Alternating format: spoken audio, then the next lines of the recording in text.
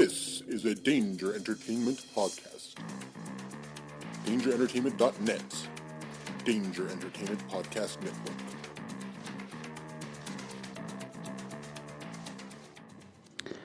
Please note that any comments, jokes, questions, maybe anything that we say on the History of Bad Ideas is all in good fun.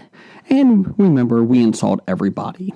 Our thoughts, opinions, questions, anything else, actions that we do on the show do not reflect any of our employers, organizations, advertisers, or anyone else that is associated with the History of Bad Ideas. And remember, at the end of the day, it's just a joke.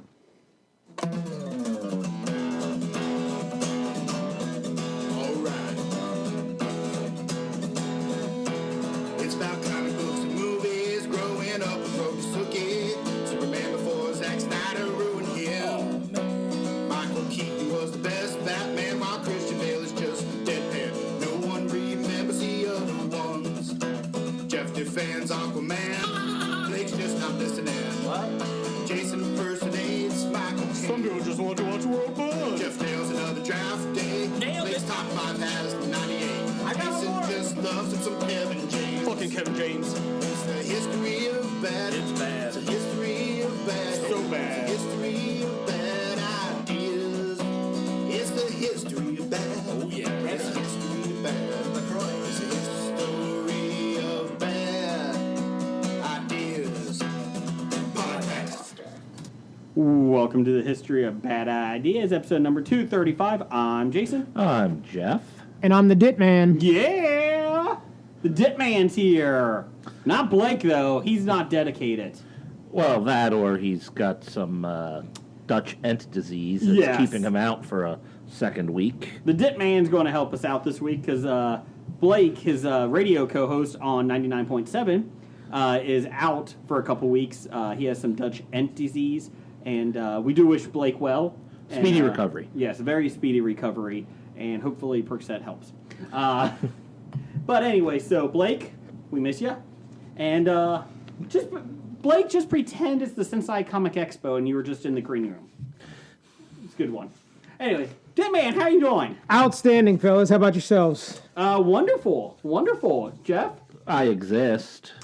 Well, that's about as good as Jeff's going to get right now. So, congratulations, Jeff. I'm blown away by your ability to show up. Half a life is just showing up. Yes. This is the pre-4th of July podcast episode because we're all big 4th of July fans.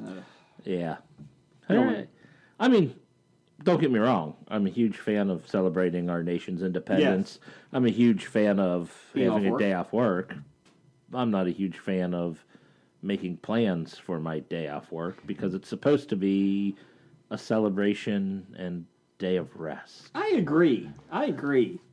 Paul, Dit Man, how are you going to be doing fireworks? In true military fashion, things will be blown up in my backyard tomorrow. Yes. Dogs? I am not against animals. We'll say Okay. that. Okay. Although I am not aligned with PETA, but that's a different conversation. How much did you spend? We'll get to PETA in a bit. How much did you spend on fireworks? Ballpark. I took easy this year. I picked up about $200. That's not bad. So that's about 2 minutes worth of fireworks. It's like 10. I've got a wide yard, so I got to walk to and from. He's got a long wick between the ones. That's what she said. Or do one of those displays that like San Diego did, was that 10 years or so ago, where accidentally everything on the barge went off at the same time? It did not work well. It was supposed to be like a half-hour show, and it all went off within 2 minutes. It did not work well. Oh, but it was a nice explosion. It was. That's why they lost the Chargers. Yeah, because that's of why. that. Yes, that's why. The competency was low. And it also has Des Hastings over there, so that's why I think he was a big part of it. Anyways, moving on. My neighbor has like a $4,000 fireworks display every year. So it's wonderful because my wife and I sit outside around 9:30 at night and we just watch a free show in the backyard. So that's kind of nice. Fireworks show, right? Don't worry about it. Just asking. We're an open community here. Why you gotta bring it down? Hey, I noticed you're in the middle of a bunch of cornfields. I don't know what goes on out here. Open community, yet you have gates and guards at the front Oh, it's a door. closed open community. I don't think you understand what that means. I don't. You keep using that word. I don't think it means what you think it means. Earl at the gates barely let you guys in today, so be happy about that. So Nate got fired. Nate, our security guard, he got fired at the gates because he was putting too much porn in the woods. So, I thought that was part of the job of security guard. well, not anymore. It was not good. It was Now, good. now that you can get all the porn you want on your handheld phone devices. Handheld. I thought you were going to say handheld device. Let's see here. Do want to say a quick thank you to Michael Liao and Hysteria 51. Great podcast. They have donated prizes to Bowling for the Brave. So we appreciate that. Bowling for the Brave is in Cincinnati, Ohio, middle of August. I believe August 14th, 18th. We will get that up. Something on that 10th? Yes. It's a Saturday. It's great, though, because Blake was nominated a couple years ago for his military service and was introduced at the Reds game and, had a jersey and everything else. But it's a non-profit organization that helps veterans. All money goes to the veterans. And they have a Bowling for the Brave, a bowling, just a fun day of bowling at Coleraine Bowl in Cincinnati, if you're here. And Hobie will be there. We sponsor a lane. And this year, we asked our podcast buddies if anyone's interested in donating for a podcast basket, so you could raffle on. And we got one. So that is nice. So Michael Liao and Hysteria 51 are the first two to donate. And we've had a great outpouring of people that have said that they are donating and sending in. So I do appreciate all that. Yeah. So if any other podcasts are listening and say, hey, we'd like to go ahead and donate, just get a hold of Jason at Bad Ideas Podcast on Twitter, yes, or email us at hobiepod@gmail.com. So yeah, just get in touch with us on Twitter is probably the best way, on direct message to me at Bad Ideas Podcast, or send us a message at Facebook at the History of Bad Ideas. So let's see here. Anything else? Any up down for you, Jeff? For me, my up this week is it seems like all the roads that have been under construction forever are now nice and done. Most of them around my place, and it's nice not having to dodge construction every day and have nice paved roads, wide lanes going. When you say dodge construction, I pictured you going in and out of the orange barrels. Ha ha, copper, you never catch me.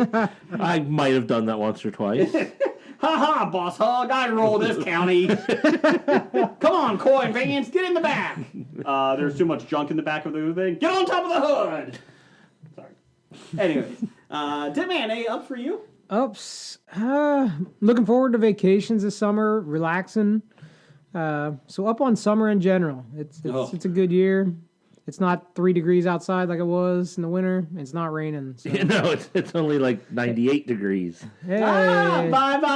No, that's not them. That's back. Wow, I wasn't making a Nick Lachey how band can you joke. not? I was just... Tim Man, you're a big boy band fan. I am. O-Town. Anyways. That's not a boy band. Isn't it? I don't think so. Yeah, it is. They were one of them put together on the television show, that's what it was making the from. band or something. Was Drew Lachey in 98 Degrees? That he was. Okay, just making sure. This is why you're a DJ. So fun fact, Oh. I did meet them in 1999. The Lachey's? We stayed in the same hotel as 98 Degrees on a deployment. Ooh. Would have been better if you met them in 1998. It would have, but we didn't. So it's So it was 99. Describe irony. That's not it. it's not it. That wouldn't describe irony at all. Well, I'll start with my down. My down is summer, because I fucking hate summer. It's 98 degrees outside.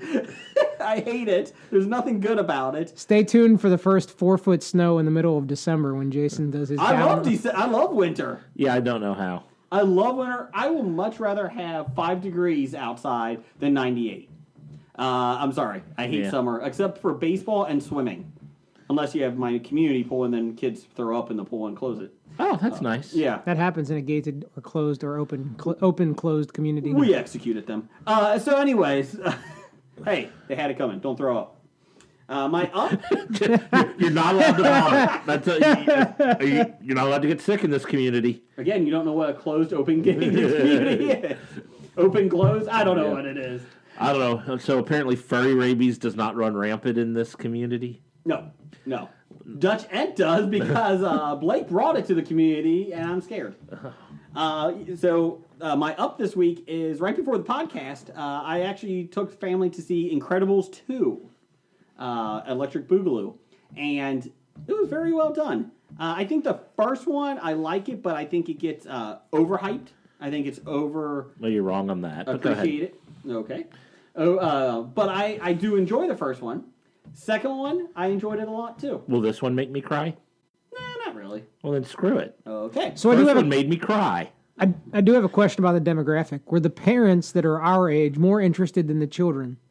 I don't know. My 4-year-old, my 8-year-old really loved it. Jack stole the show, but I don't know. That's a good question. I enjoyed it. I think my kids enjoyed it more than I did. Again, I think the first one is, overhyped. I enjoyed it. I think the first one is a good solid B. This one I would probably give a B+ to, A-.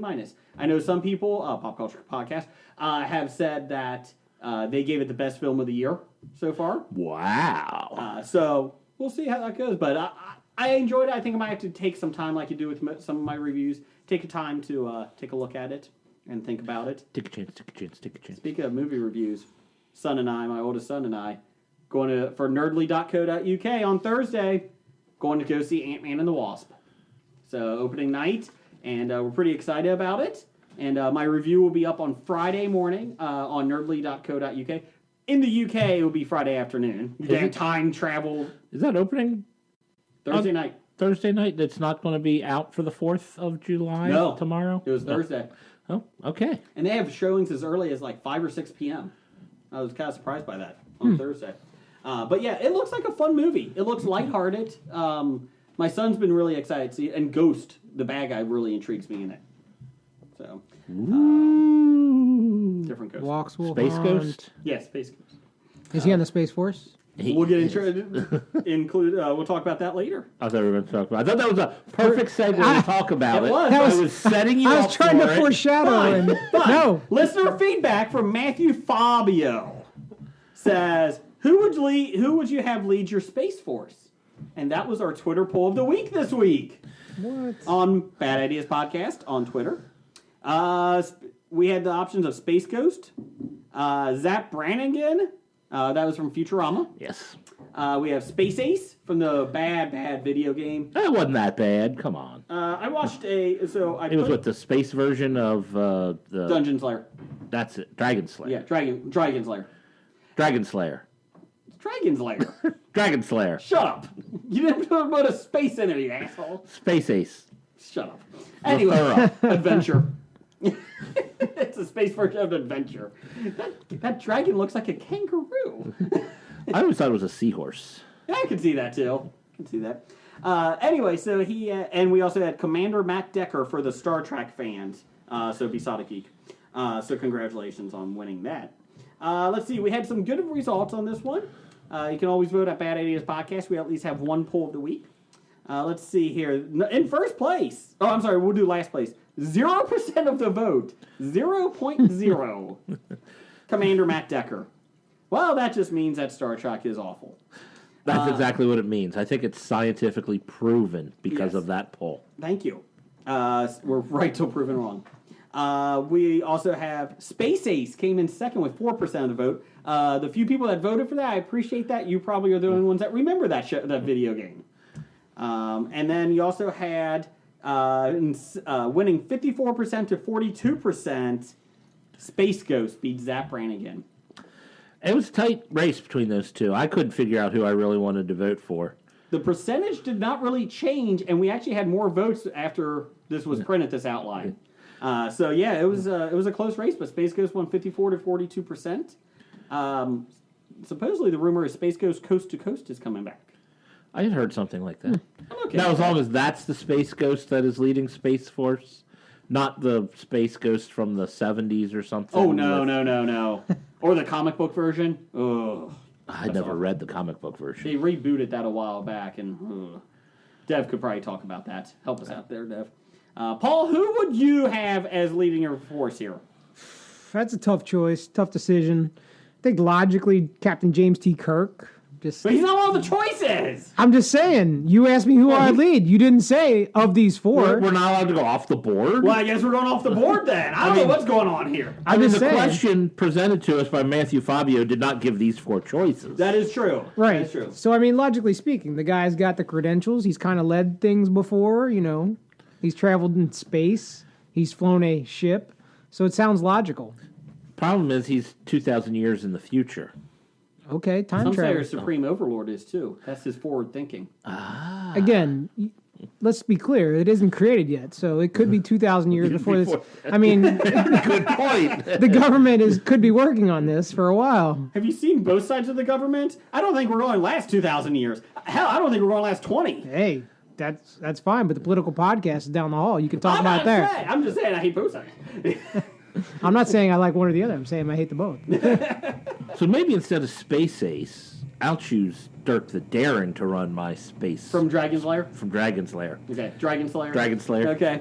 Because that would make perfect sense for him to lead a space corps. That's a good one with Captain Kirk, though. Going back to that, which one has better hair? Captain Kirk or Supreme Overlord? That's a tough call. That is a tough call. I'm going with... Or a pile of dead tribbles.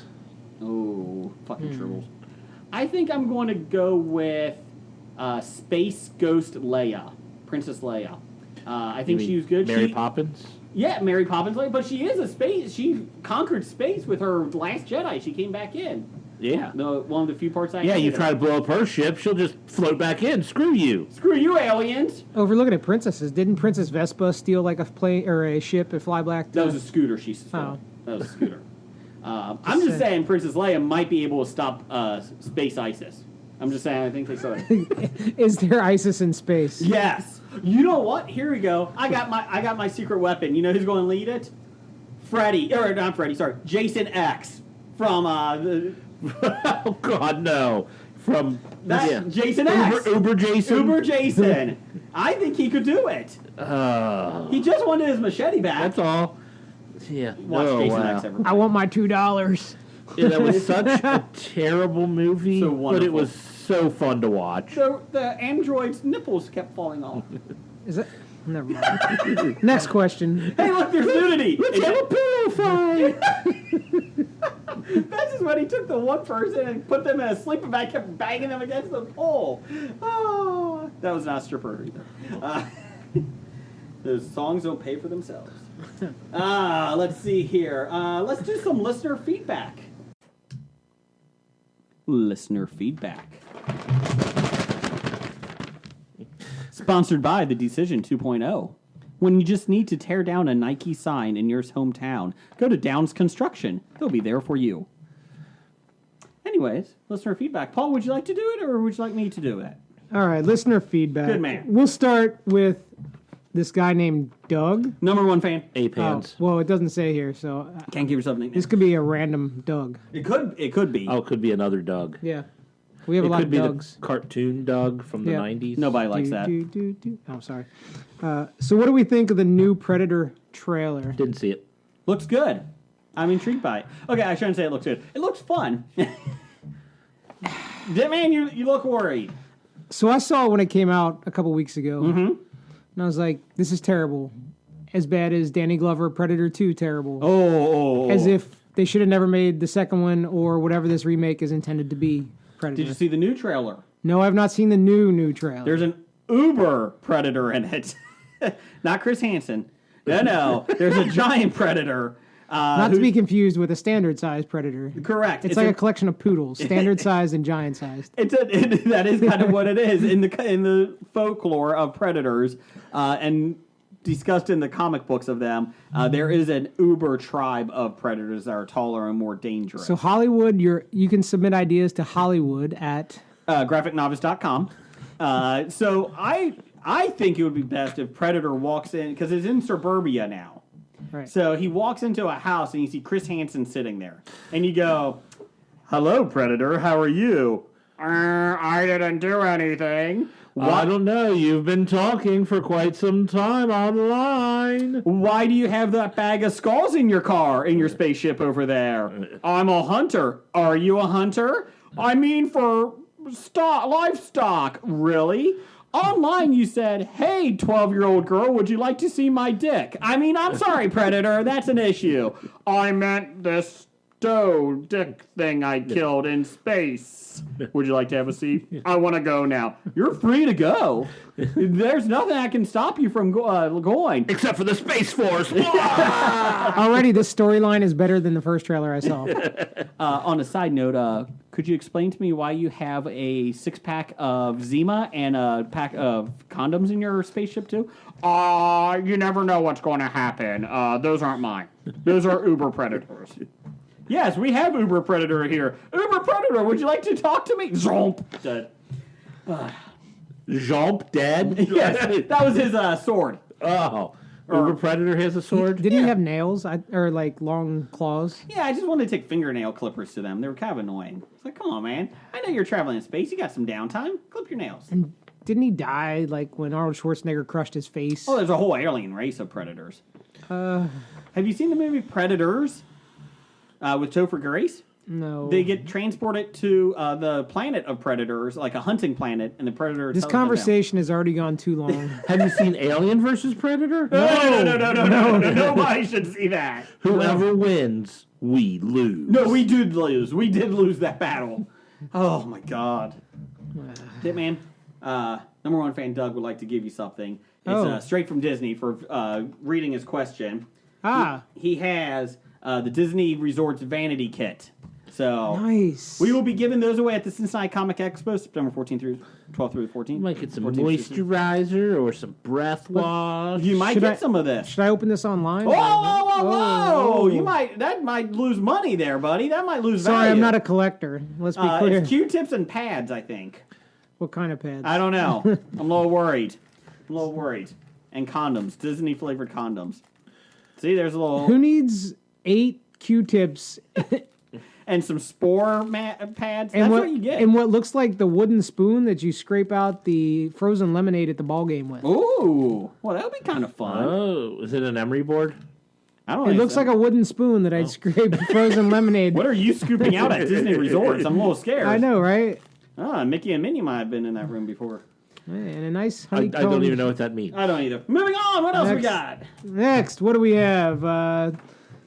Pop culture. Pop culture podcast. Comic Book Men got canceled. Does anybody care?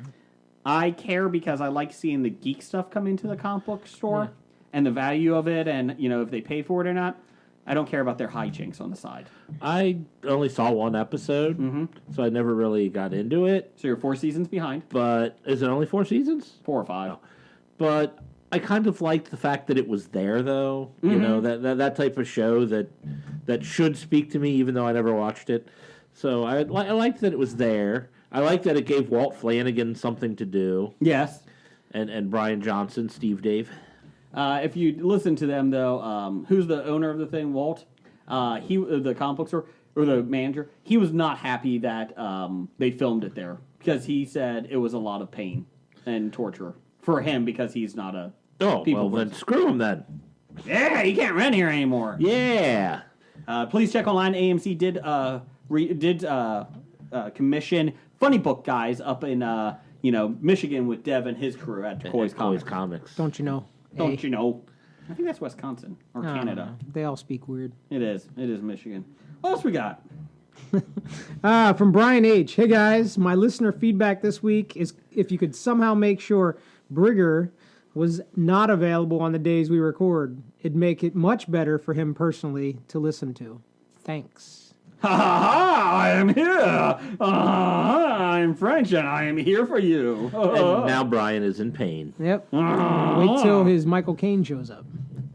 So we were watching Young Sheldon last night, catching up on it.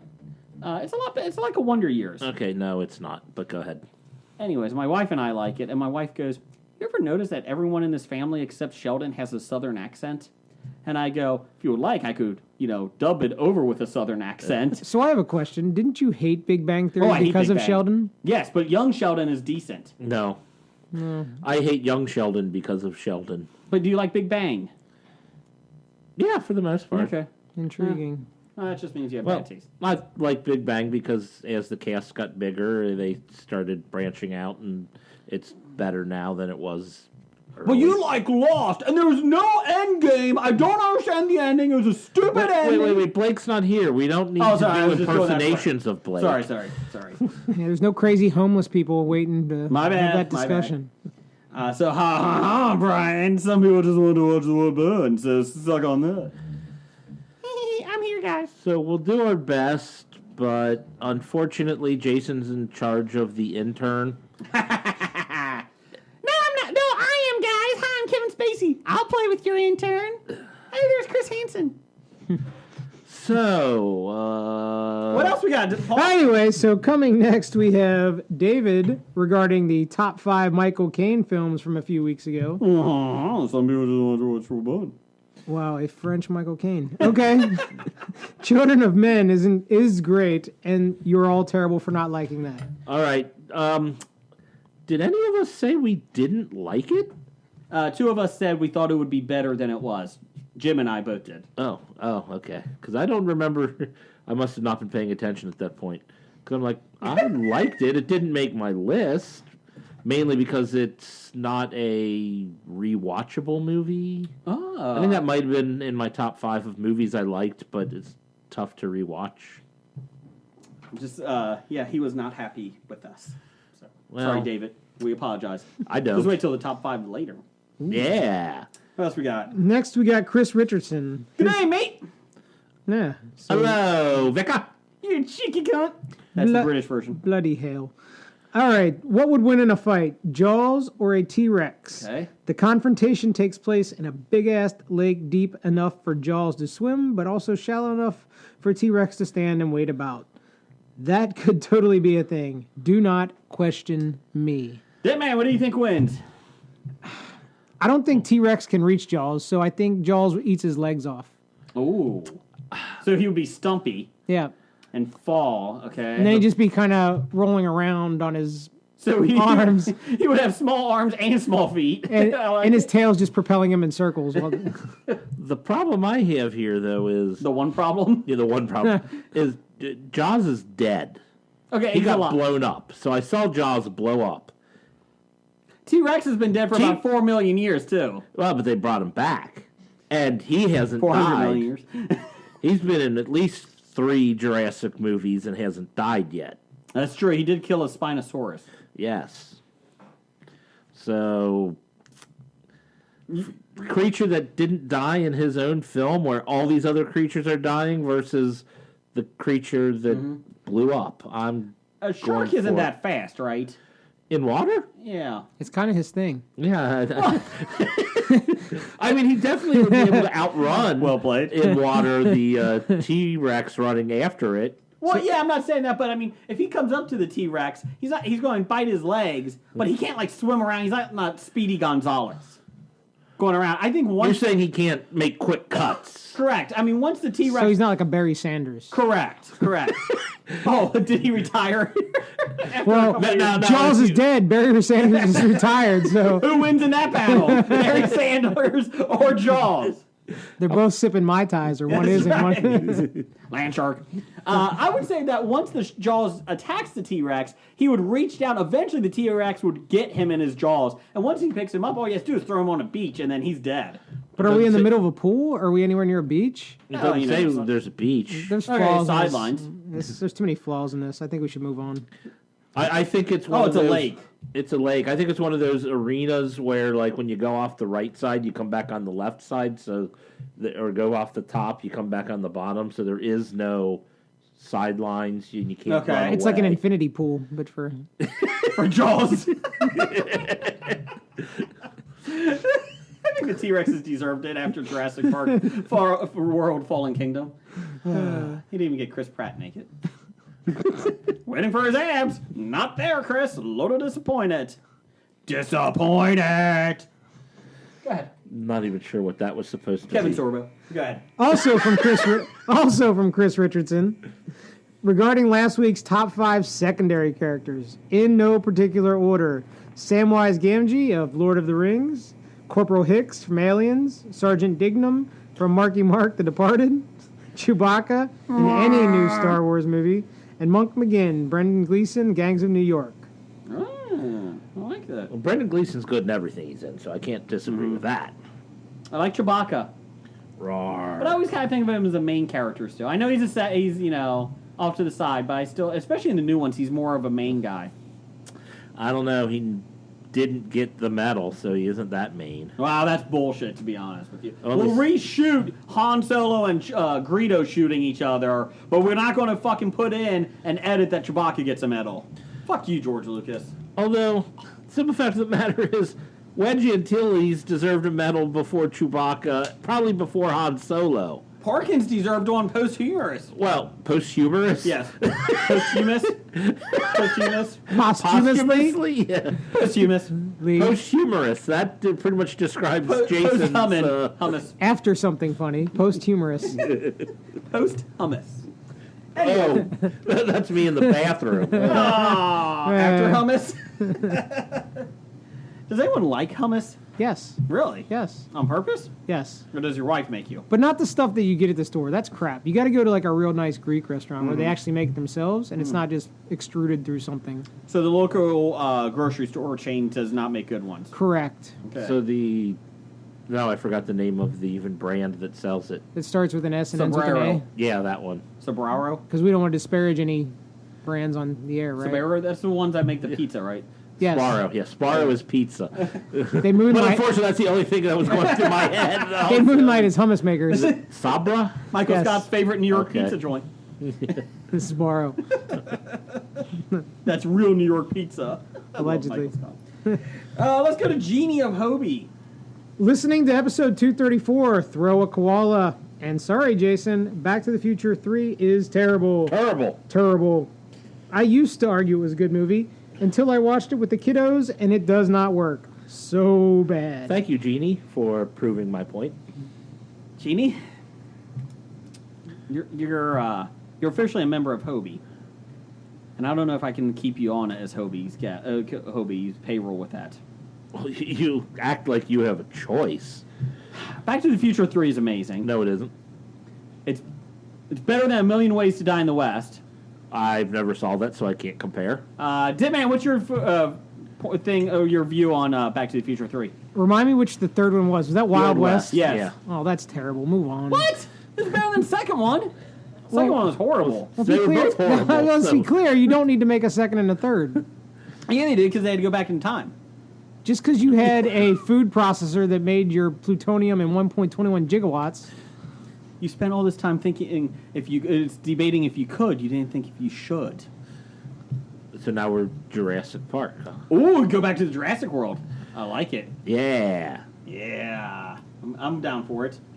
I don't care what anybody says. Back to the Future 3 is amazing. Please tweet us to let me know that I'm right. Or please Wrong. tweet him to let him know he's wrong. Right. Whatever. First movie, good. Maybe slightly overrated because people put it up there as like one of the best ever. It's good. I enjoyed it. It was new. It was different. at the Yeah, time. for its time. Yeah, great. But the sequel's terrible. Both of them. Terrible. Both of them terrible. Terrible. Love Michael J. Fox, but yeah. I don't know. He was kind of shaky in his performance. Too soon. No, it isn't. No, it isn't. From Besotted Geek, what wrestler, past or present, does each member of Hobie most resemble? Okay, that's a tough Are one. we talking physically? Or both. I think physically or mentally. Because I did go as Big Boss Man for Halloween one year, and I think I pulled it off fairly well. If you shaved your head, I think you could do it. Ditman kind of reminds me with longer hair of Mr. Perfect, Kurt Hennig. I don't I could curl see that or if- condition. If he had if he had a curled mullet, then he could. But Well, if anybody had a mullet in at this point in time, you'd fall for most of our wrestlers. I'm going with Mr. Perfect for the Ditman. Me? Maybe Piper? Maybe Piper? no. No. No, I think that's more Crazy Homeless Blake's speed. I could see that as Blake. I could see Doug, number one fan, maybe Vader? Vader's a lot bigger. But, you know... Oh, no, you know what? I could see number one fan Doug as Big John Studd. No, I like your Vader. I think that was the actual when we were talking this thread on Twitter? Twitter, I think I Okay. hooked a Vader picture up for him. Okay, moment of silence for Vader. He died last week.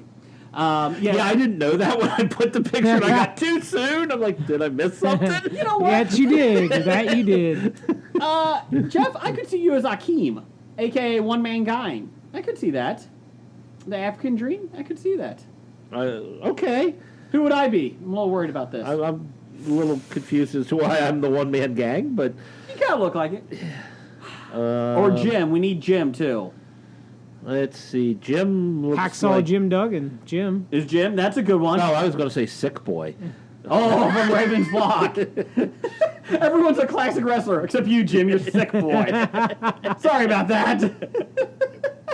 I could see Scab Jeff as Jimmy Hart. I could see that. I was Mouth thinking- of the South, yes. I was thinking more along the lines of Paul Bearer, but Ooh, me Scab or Jeff. Scab Jeff? He's not big enough. He's not big enough. And he doesn't talk like this! Oh, shit, I could be Paul Bearer. Son of a I bitch. wasn't necessarily going to say it. Son of a so there it is. Undertaker. You know, Jim could be Jake the Snake Roberts, too. Yeah, he could be. Yeah. He's greasy enough in the hair. Well, the hair he has. The hair he has left. Well, if that's the case, then if he's losing his hair, it could be Hulk Hogan with the big dome up top. Nah, Yeah, he's got too curly a hair. Too curly. he couldn't do the leg drop either. No, I don't think he could. I don't think Pull he a could. hammy. So Jim is Hacksaw Jim Duggan or Jake the Snake Roberts or both. Dipman is Kurt Hennig. I am Paul Bear. Doug, number one fan, is Vader. Roddy Piper is Blake. Or Blake is Roddy Piper, whichever one. And Jeff is Big Boss Man, a.k.a. Or he could be Akeem or One Man Gang. They were a tag team called the Twin Towers, which looks back probably not the best title. Or even nowadays, maybe I'm like Tugboat or Typhoon, whatever he Tugboat's goes dead. by. I could see Tugboat. Not Earthquake. Tugboat. I could go with that. I like that. Especially when he wore the little Gilligan Cap. hat. The sailor hat. Yeah. Because That's all. they're not all Although, winners. Jason, I could see you being the Godfather doing the Ho Train. Ho train. No. You don't look like him necessarily, but I could see you being. Maybe a gold dust. Oh. Oh, God. Oh, Goldust is probably even better than Paul Bearer for him. You ever just lick your face No. No, I don't. and then run your hands through the back hair all night long? I am gold. Do you know what he's doing? He's creeping me out is what he's doing. Then I accomplish myself as gold dust. All right, it's official. Jason's Goldust. Creepy and gold dust, yes. I'm going to do the rest of the podcast as gold dust. I'm not sure if this is like a creepy R&B like late night music channel or if this is like Welcome to two. Call the 976 numbers. I know, right? 976 Gold Dust. We got some Barry White for you coming up on 102.7. Why listen to Blake and the Dip Man when you can get your love on 102.7? not on the same channel as Blake and the Dip Man at 92.53. Oh, gold dust. When you're making love to your sweet, fine woman tonight, just remember, gold dust is in the room. Wow. I'm at a loss for words. The sad part is, I think we just have a recurring character You are correct. that nobody wants. I think Brian H. we might have just lost as a listener. Men and women both want gold dust. What else we got? You're proud of that, aren't you? It's my best impersonation. That's awful. Let's finish it up, Ditman. Take it down, Gold Dust. Take it away, Ditman. Ooh, this one looks like it's directed at me. It's from Kevin at Cincy Explorer. For the Ditman, if you had to take one road trip anywhere, where to be and with whom, and you must be 100% honest. We answered this. The cast of Hobie answered this a while back. So I've started doing this as a recurring thing for every guest. Because it's a good question. I like the question. So good job, Kevin. So a guest who hasn't previously answered this, you're Yes. making them answer it now. Yeah, just as a thing. Who would you take a road trip with? So I just saw the question as I was leaving the office and perusing the agenda for this evening, and I made the comment to Jeff. So, how long do I have to spend with this person? Is this a long road trip or a short road I trip? think we did cross country, didn't we? I think it said depending on where you were going. Okay, you pick a place and you pick the person. I picked the place and the person. So, Sure. being 100% honest, I have kind of two people I think of. So, kind of being honest, taking a road trip with the wife across country would be pretty cool. Okay. She hasn't been a lot of places. I've been a lot of places. So, I'm kind of that geek that says, hey, these are these cool things you should see. I've been everywhere, man. So you're the Willie Nelson of your family. Yeah. Okay. On the road again. And the other, giving recent events, is kind of weird. So if I wanted to hang out, have a beer, cross a European continent or whatnot, would be Anthony Bourdain. Moment of silence. Moment of silence. I've always been a fan of his perspective on food and life, but not the recent perspective, so to speak. But based on what you see on TV or his old shows, I think he had a very interesting view on cultures and food and how those things coalesce and help people to think about where they're at and what they're doing. So I think that would be a cool trip. I think if you sit down and eat a meal with a person or drink a yeah. beer, your whole perspective of them and their culture changes. Right. So why don't we just do that? Yeah. Everybody in the world. Fucking down stop and have it. a beer. Sit down and have a beer. I don't I have a will beer. tell you who I will not take a road trip with. Icelanders. Gold Dust. Gold Dust is banned from traveling through the Midwest. I'll get road trip or road head. Gold Dust. I'm sorry I brought it back up. Oh, you brought it back up. All night long on 102.7. I would take a road trip with Chris Richardson. Oh, yeah. We can talk about Undertaker and his overratedness. Gold Dust. What else we got? I think that's all we have for listener feedback. Okay, we're done. Anyways, moving on. We do have a face-off this week, so let's get right to that. I'd like to take his face off. Jeff, please explain what face-off is. Face-off is when somebody, preferably a good listener, will give us a suggestion of two people or factions or something to go head-to-head against each other, and we decide who will win. That's right. This week, what do we got? From Sean at Pittsburgh Nerd, he says he wants to see a nice face-off between ESPN, the magazine's body issue, versus Sports Illustrated swimsuit issue. Ooh. Ditman, what are you going with? Let's be clear, both of them advertise things I cannot achieve from a personal body perspective. Time out. Prince Fielder posed in the body issue. Right. You're much more attractive than Prince Fielder. And that's not just because of his body shape. That's just his personality. He's an ass, allegedly. Karma got it. But to that, I'd rather see what's in the swimsuit issue than the ESPN issue. Swimsuit issue. Such degrading and sexist. How is that different from the bodies issue? The bodies issue, well, one shows people of both genders, I agree. probably even more so with guys. But he digresses. and people of all different body types. You'll get the powerlifting women versus the soccer playing guys. You get everybody. They run the spectrum. Do you get gold dust? But then the Sports Illustrated only shows big bosomed women. I'm going with the body issue. I'm equal opportunity. I'm securing myself. Oh, I'm still going with the swimsuit issue. Let's be clear here. Okay. Well, then, never mind. How do you compare two great pieces of art? Well, Just saying. I'm just saying, Chris Pratt, if he was an athlete, he would beat everyone.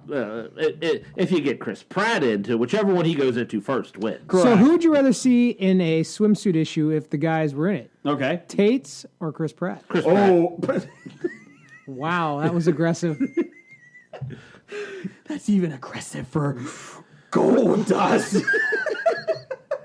Oh, Paul must spit his beer out on that one. I'm going Chris Pratt. You know what? Fuck that. Hugh Jackman. Well, he wasn't one of the choices. Oh, I'm going off the board, baby. You can't go off the board. Oh, I'm going off the board. You're given choices. Oh, call me the Dallas Cowboys. I'm going off the board, baby. Next thing you know, we're going to be signing pot smokers to the team. Allegedly. Hey, there's Kevin Hardy. Or Greg Hardy, or whatever his name was. Greg I Hardy, didn't wasn't hit it? her. She hit my hand with her face. And I Matt threw her- Hardy, maybe? and I threw her into a thing of machine guns. Hey, he's fine. She's fine. I don't know why nobody wants me in the NFL. I don't know, asshole. Go talk to Ray Rice over there. I'm still good-ish. In my defense, nope, there is no defense, Ray. Shut up. I didn't know the camera was on. That's a good defense. That was a good job, Ray. Good job, Ray. Ah, fucking Rice. He's a big dumb animal, isn't he, folks?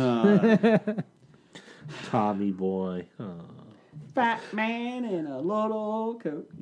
That's a man I want to see in the body issue. David Spade. I thought you were going to say Chris Farley. Well, not now. Of course, he is probably down to his thinnest. Awkward. Moving on. Let's do some news of the geek. It's time for another installment of the News of the Geek. Just want to let you know, number one trend on Twitter right now is Jason's Gold Dust impression. By that, you mean 2 people tweeted something about it. We're up to about 6. So, number one. Truth until proven wrong. Anyways, news of the geek. Ditman is very invested in PETA, and I appreciate him for doing this. Everybody loves tasty animals. That's right.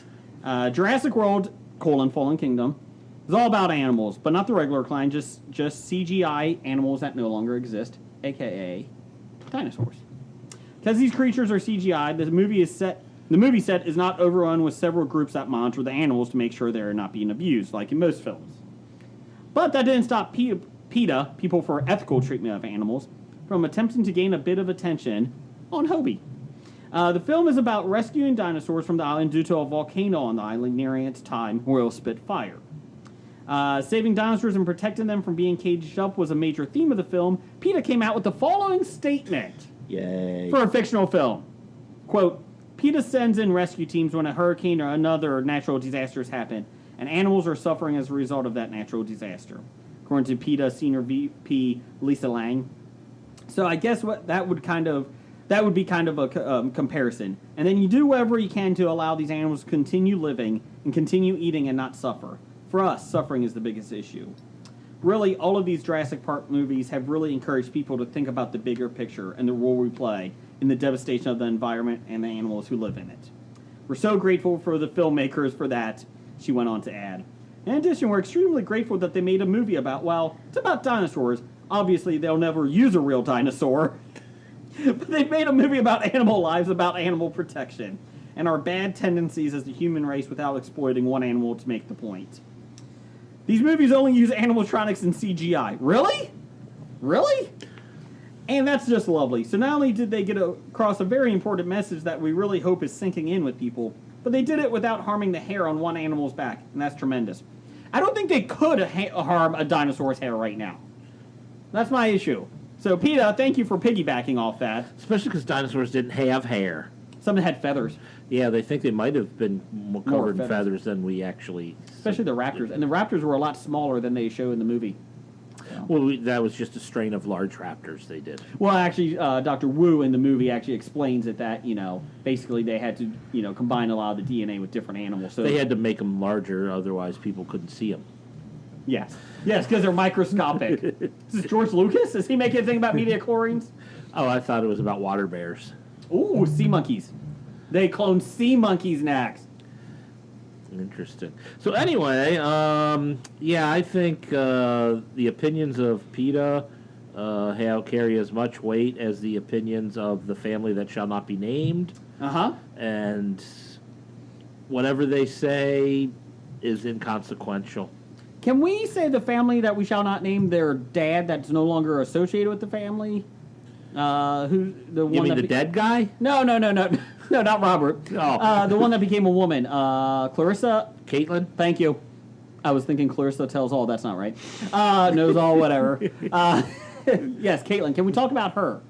Sure. I mean, we don't have to talk about her, but can we name her? Oh, we could name her. Yeah. Okay. Thank you. Her or never mind. Stop it. There's been talk, number 2, of a live-action Halo adaptation. We're moving on to the next story. Ah, yes. Thankfully. And more than 4 years after it was first put into development, Showtime has officially announced they picked up 10 episodes of the scripted drama from showrunner Kyle Killen, Awake, and director Rupert Wyatt. Rise of the Planet of the Apes is what he did. The filmmaker will actually helm multiple episodes and serve as executive producer. It's expected to commence early next year, so it could be a while before we get any casting or story details. But Showtime has had a good record, so we can probably expect good things all around, is what they say. To quote, Showtime CEO David Nevins, love that last name, Nevins. Halo is our most ambitious series ever, and we expect audiences who have been anticipating it for years to be thoroughly rewarded. In the history of television, there simply has never been enough great science fiction. Kyle Killian's scripts are thrilling, expansive, and provocative. Like gold dust. Rupert Wyatt is a wonderful world-building director. The world.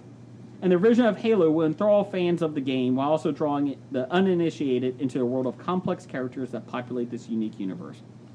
As long as Sarge, or whatever his name is, Halo, doesn't have that fucking floaty robotic thing, though. Is Halo the one with Master Chief? Yes, that's it. Thank Okay. you. Master Chef. So, my thought on Halo, we played that a lot. 6-8 years ago, 10 years ago. Is it still that relevant? No. Then why are we... They came out with a new one, and I think people liked it, but you didn't get the, energy from it that a lot of people have played it before. I feel like Halo's time, especially for a show, has passed. But if it's a good show, Well, it doesn't matter. Right now, if it's going to do anything, it's because it's going to be on nostalgia purposes. Mm-hmm. When Halo came out, 15 Yeah. years ago or however long it's been, it's people like, oh, I remember when I played that game. Let's, not people think, man, this is a sister show to the game I'm currently playing. I don't think you're getting a whole lot of that. You do have the built-in audience that will watch it because of the video game, and then hopefully, if 12 it's of good, them. I was going to say, you're going to crack 5 million viewers with that? it's Showtime. They'll be happy with 1 million or 100. I was talking cumulatively over a season, all 5 episodes. 10 episodes. No, when it gets canceled after 5. Let's be clear here. Yeah, I don't know if it's really that exciting anymore. I mean, I don't know. I mean, again, you can get the people in, and maybe if it's good enough, it can expand that world. But you could also make another sci-fi show that's not Halo and still do it. Quickies. Oh, sorry, go ahead. Like Space Force 2020 or something. Space Ace, bring it back. Quickies. Dragon Slayer. This is Quickies. The studio behind the Star Trek film franchise is hoping Quentin Tarantino's film version of Star Trek, which will be out next year, will get a whole lot of people back into theaters after the subpar box office performance of Star Trek Beyond. Before there was no indication of when and where in the vast Star Trek universe Tarantino's film will take place, but on the Happy, Sad, Confused podcast, Hacks, Zachary Quinto, who plays Spock, spoke on his potential involvement in Tarantino's vision. Until details are done and contracts are signed and schedules are cleared, nothing is set in stone, so anything can happen. My understanding is Quentin had this idea and they were shaping it and forming it, and now he's off to do his Manson movie. It would be after that, and the 2009 cast would go maybe do one with him, which is pretty exciting, pretty cool. Does anyone care about another Star Trek film? So here's my view. I'm interested in a Tarantino? Star Trek film more so than the problem with the more recent Star Trek films is they weren't making Star Trek movies, they were making space adventure movies with the Star Trek name on it. You didn't think the guy from Fast and Furious director could do a Star Trek film? Why not? So you'd have a Fast and Furious version of Star He Trek. did the last one. Yeah. Go ahead, man. So I think my view on Star Trek is it's got a waning audience. Like it's past. It doesn't have the whatever it is to keep going. Like I'll be honest, I don't watch Star Wars or anything like that, but I think it has a following because somehow it resonates with various levels of the people. Whereas Star Trek, I feel like the bottom of that age group is mid to late 30s. And the newer generation, these millennials just don't get Star Trek. hashtag hipsterish. Star Trek hipsters. Yeah, but that's kind of my view on it. It doesn't have an allure to somebody that's wasn't around when the first group of movies came out. They do have less angry fan base than Star Wars fans. I don't know. They were pretty angry at the 2009 remake. Yeah, and then they saw it and they were like, "Oh, that's not bad." No, they were like excited and then saw it and said, "That sucks." Oh, well, stupid fan bases. So what if Disney bought Star Trek? Oh yes. And combine it with Star Wars. Trek Wars. Ooh, I like it. Well, we all know Would it make money? the USS Enterprise would be blown up in a minute by the Star Destroyer. But the Star Trek... You mean the Star Destroyer that just got bombed and is now out of commission? Anyways, Star Trek, The Undiscovered Country, or whatever is on the CBS All Access, that is actually getting good reviews. I'm intrigued by that. But that's a TV show. The movies, I have no desire to see. So we were looking at the CBS All Access to see, well, if we subscribe, what shows do we get? And it was pretty much 2 shows. I mean, I suppose you get everything from CBS. Big Brother All Access. Yeah, well, I don't count Big Brother because I wasn't going to watch that crap. But you could. But I won't. So I'm not going to pay $10 a month so I can get access to something I won't watch. Okay. I mean, a couple hours a week is too much for Big Brother as it is. Especially because, oh my God, do they just hire the most terrible people in the world to put on that is show? the answer. It's like if Real World were a game show. They're bringing that back too. The Real World game show? Yes. No, the Real World. Can they put Puck and Tech on the same season? Puck's dead, isn't he? Oh, No, no. Pedro's dead. No, Pedro we like. Yeah, but he died. Well, okay, never mind. But anyway, so I forgot what we were even talking about. We digress. Speaking of Big Brother, Oh yeah, Big Brother. Yeah. Big Brother fans condemned contestant J.C. Munonek's douchebag on Monday after he was spotted on a live feed trying to place an ice cream scooper on his private parts of several housemates. On his private parts? On the private parts of several housemates, sorry. That was an awkward. Sorry. Douchebag was seen on the CBS Live feed entering a room as 3 female contestants on a bed pretended to be asleep.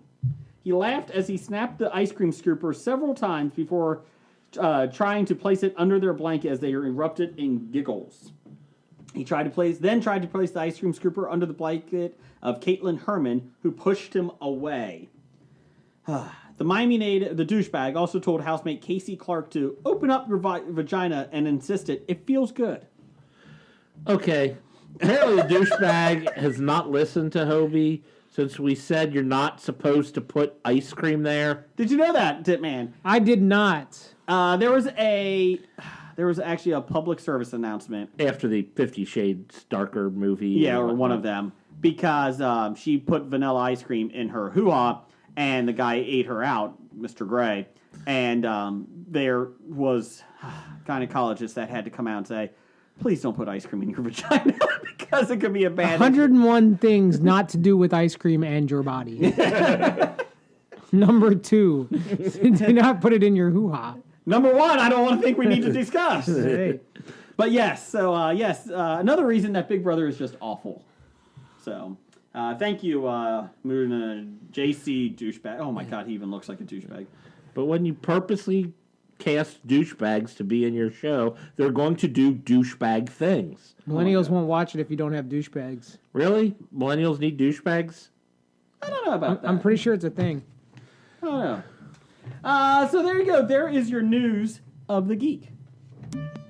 Life is a mystery. Confusion is all around us. The truth is out there, but you won't find it here. Maybe it was the ghost of an alien that worked for the government. You know, you remove the alien anal probe out of the story, and it probably wasn't this guy's worst Saturday night. Welcome to Hysteria 51, a weekly oddcast of conspiracy theories, mysteries, and the unexplained. All viewed through skeptical eyes and the blurry lens of a beer bottle. Listen to Brent and John make sense of it all each week by subscribing. Find us on iTunes by searching Hysteria 51 or anywhere else fine podcasts are sold. Jeff, what are you doing September 14th through 16th?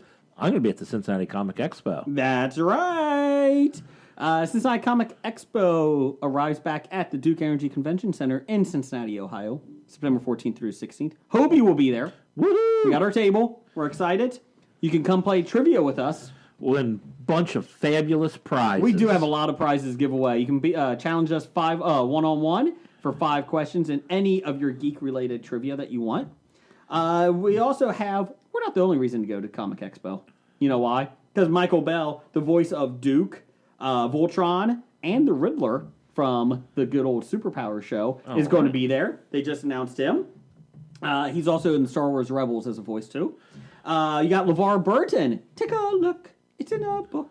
Reading Rainbow. He will be there. I thought he was Geordie LaForge. He was Geordie LaForge. I don't know who that is.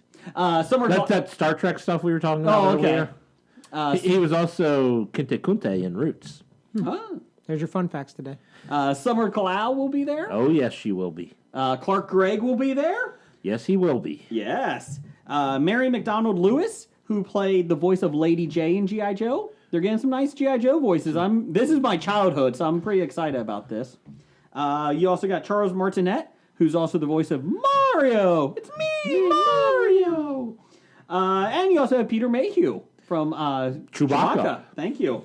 You also have Bill Ratner, who is also the voice, that was just announced today, voice of Flint from G.I. Joe. All right, so it's a G.I. Joe look. Yes, Carl Urban will be there too.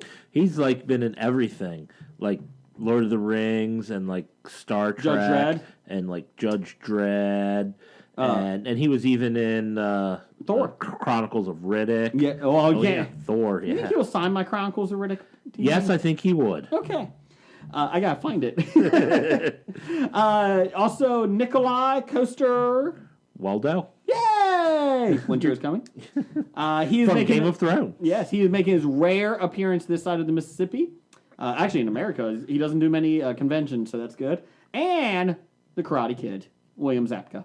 Woohoo! So get your tickets at CincinnatiComicExpo.com. You can also look on Cincinnati Comic Expo on Facebook.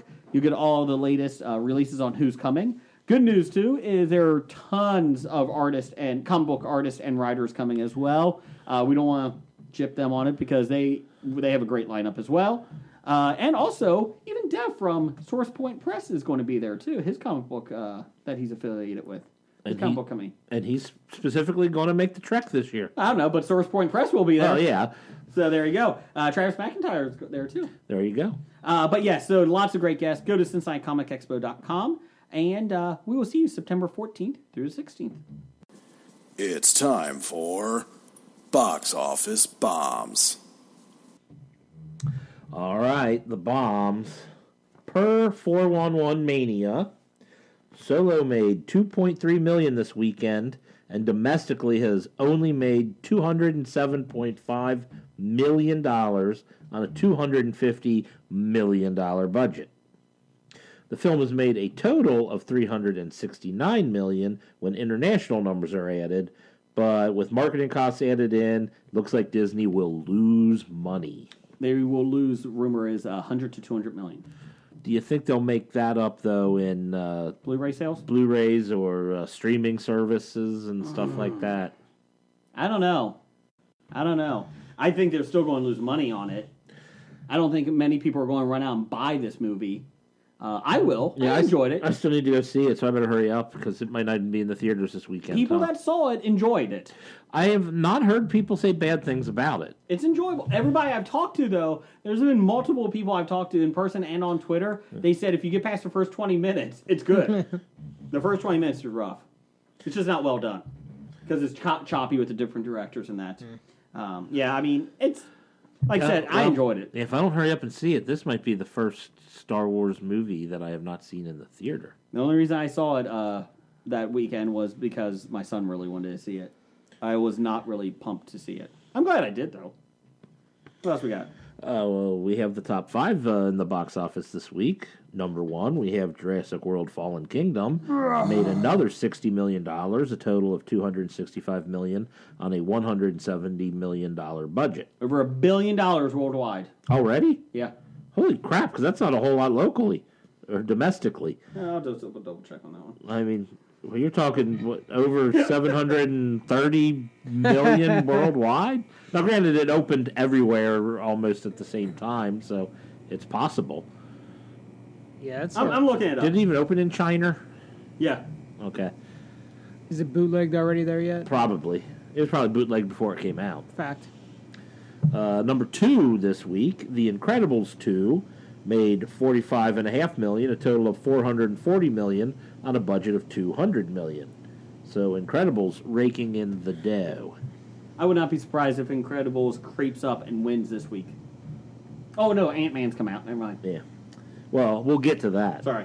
But number 3 this week, we got Sicario, Day of the Soldado, made $19 million in its opening weekend on a $35 million budget. Does that one do better in overseas or foreign? I don't know. Especially, I don't know, would that like appeal to... I don't want to sound stereotypical, but I think that would appeal to Mexico. Here we go. First off, Jurassic World 2 has made $943 million, 0.5. Okay, just under $1 billion. So it will be there probably next week, if that. Or tomorrow. Yeah. Let's see here. Worldwide, Sicario has made $29 million worldwide, $8 million internationally. Okay. So $21 million so far in domestically. It's gotten good reviews too, and they said the studio was thrilled with this take because they were actually expecting. It made what you said 19 million in the opening. They weekend. were expecting 8 to 9. Ah. So they said they were pretty happy with it. Well, that's a pretty big budget for $35 million if you're only expecting 8 to 9 million return on your first weekend. All right, number 4 this week, Uncle Drew made $15.5 million on an $18 million budget. They were expecting about $8 million on this one as well. So people went to the box office or went to the movies this weekend, is what they're saying. I feel like Uncle Drew could be a fun show to watch on TBS or something like that, like on cable. If you're just flipping through, it's not going to be good. I like Nick Kroll.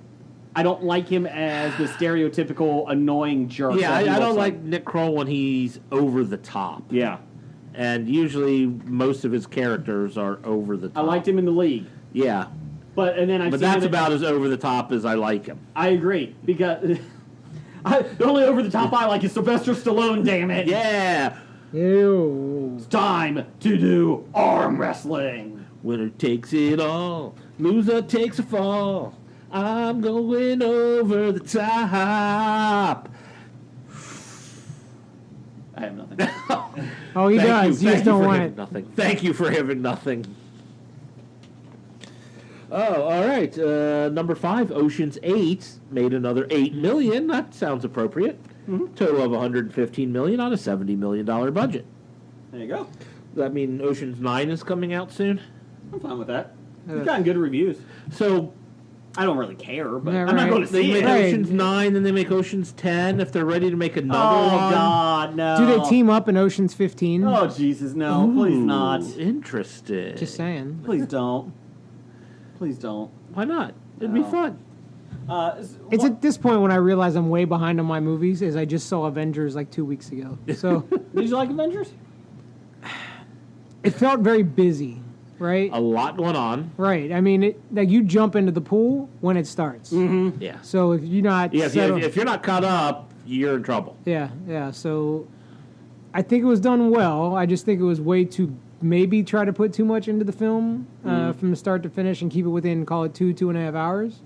But we'll see when in the next installment how they go about that. But yeah, that's pretty much my feeling. Is we have to wait and see. Right. It's like, are they about to jump the shark and try to start cramming too much into films, or I think they level the playing field with a lot of deaths next one that will stick. I think the original cast is gone. I think Black Widow survives because she's got a movie coming out.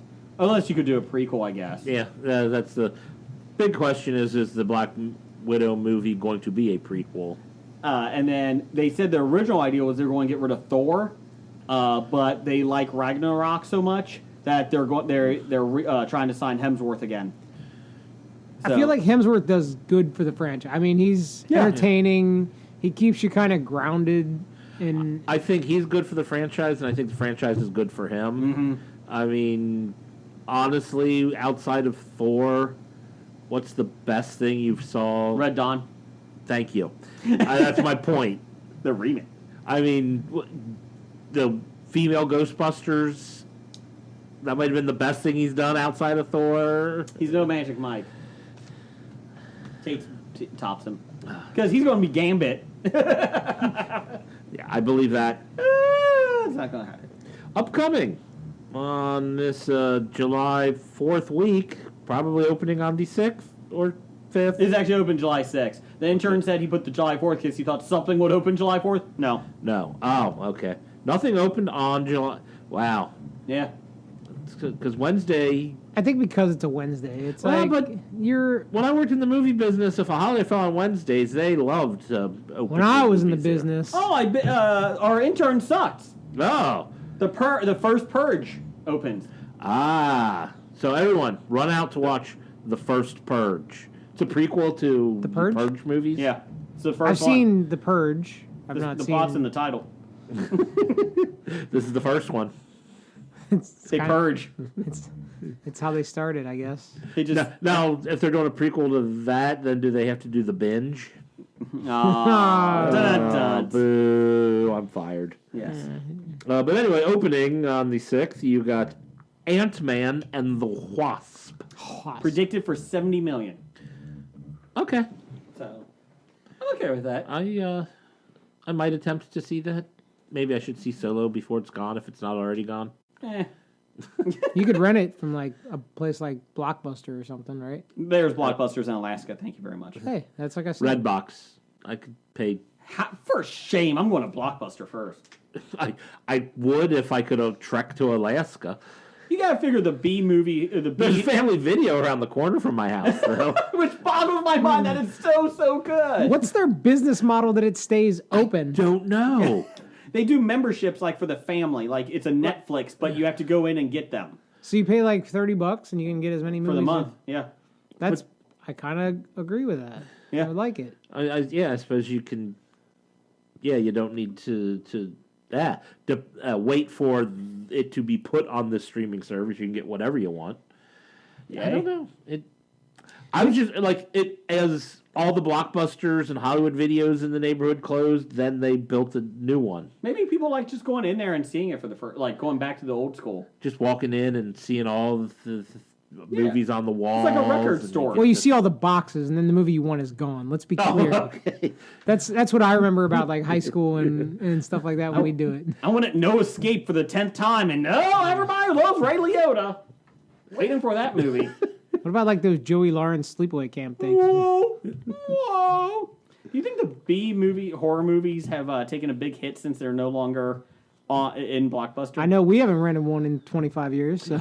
We did zombie. What was that? Beaver Zombies? Zombievers? Zombievers. We did rent that one a while back. Did we rent it or was that on Netflix? I don't know. I think that was on Netflix. So we just watched what we already. Jeff and I are still trying to figure out when we're going to rent Justice League. If you would like to come over and watch it. So I watched it for free on a flight back from New Orleans. Oh, never mind that. That was horrible. Hence the issue that we're in that we don't want to rent it. Yeah, we've been doing this podcast for 235 episodes now. And, it started with us talking about comic books and whatnot. And we said, let's do this so other people can listen to us talk. And we still have yet to watch Justice League. We talked about like every other superhero movie that's been out. Christ. We even saw the god-awful Fantastic Four on opening week. We saw the original Fantastic Four, the Roger Corman cut. I got that. That's terrible. It is awful. But I don't have it because that would be illegal. We can't bring ourselves to watch Justice League. When you're trapped in a giant tube for 2.5 hours over the country and there's nothing on, it's like, we'll give it a shot. I watched Twilight on a trip from Cincinnati to Seattle one year on a plane. And I was laughing. And everybody was looking around me like, what are you doing? It's Twilight. I think everyone else is ignoring the movie. No, there was headphones everywhere. And I'm like, this is horrible. Why are you guys thinking this is a good film? It is not. Are they glistening? They were glistening. Like how did you like the baseball scene? Oh, Jesus, that baseball scene. Oh, my God. I don't want to know. I thought Pete Rose was the worst thing for baseball. Nope, Twilight broke that out. Glittering vampires playing baseball is worse. Yes. Have you met Jose Canseco? See, Paul, Pete Rose still worse. They can only play baseball when like the weather is coming through because they hit the ball so hard it sounds like thunder. Yes. And like they hit it so far that they like have to fly to catch the ball. So like I said, like Jose Canseco. Yes. Nothing bounced off a vampire's head though over the home run wall. Anyways, moving on. Let's do some buy sell, Joe. All right. Well, the Hollywood Stock Exchange, we have the Hobie's page up. Hobie has a Hollywood Stock Exchange. And on hsx.com, go to our Facebook page, and we do have it on there. So you can actually join. We have 11 teams so far. 11 people have joined in just 1 week. It's been around since January. But we discussed it last week. And we just found out about it again. Yeah, and Doug finally let us know it's up, it's working. We're like, oh. So, yes. So if you would like to go, you have $2 million in fictional money, and you get to buy stock in movies and actors. So I logged in, and congratulations. I was looking around for some cheap stock, penny stocks. I think I bought a couple shares of 2 different actors, and then haven't been back since. Jeremy Renner and no, he was too expensive. I bought 1 share of Kevin James. Is that all you bought? Yeah, because that fucker. Well, I didn't know if you bought other things. Oh yeah, I bought a lot more. Oh no. Yeah, I'm down to like $1 million. I bought $1 million. You're losing? No. I bought $1 million in. But you didn't. Your stocks must have been dropping. No. I'm not talking about that. I'm just talking. You get $2 million in cash to buy stuff, and I've gone through half of that so far. So you're broke? No. Doesn't this you buy? I am above $2 million total, but over $2 million originally. Fuck you. Are you optimizing your portfolio? I don't know what I'm doing. Shut up. I'm confused. Oh wait, yeah, I spent about probably under $10 so far on my stock. So I have $2 million. I spent about 10. They're gonna blow up though.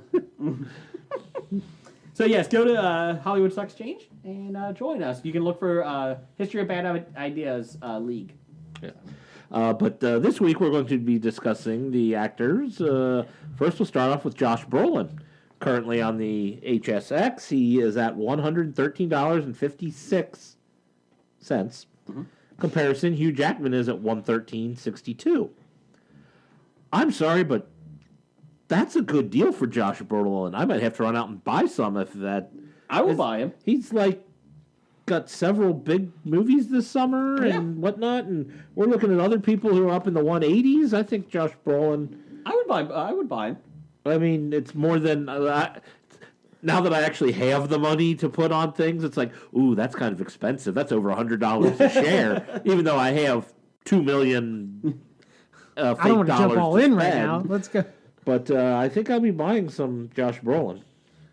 I think, and Hugh Jackman at 113 ain't bad either.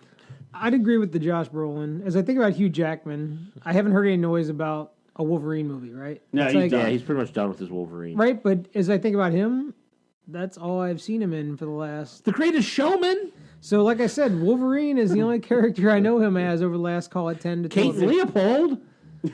You're proving my point. Swordfish? So are you buying Josh Brolin? So I'm buying Josh Brolin, okay. And I think I'm, short selling Hugh Jackman. We're not doing the other person. It's just a comparison. I'm selling call options on Hugh Jackman.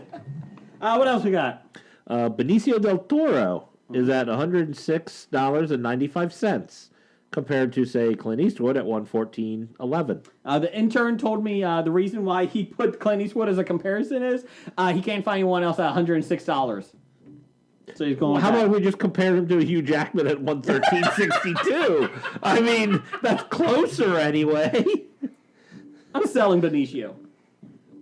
Yeah, outside, Benicio does some good movies, but it's pretty much probably most of his stuff is the fact that he's got a small part in the Avengers movies, the Marvel movies. The collector. Yeah. I agree with that.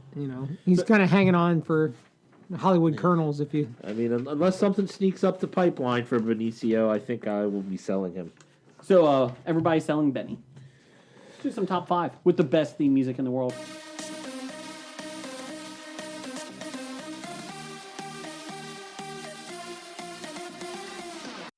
What's that top 5, Jeff?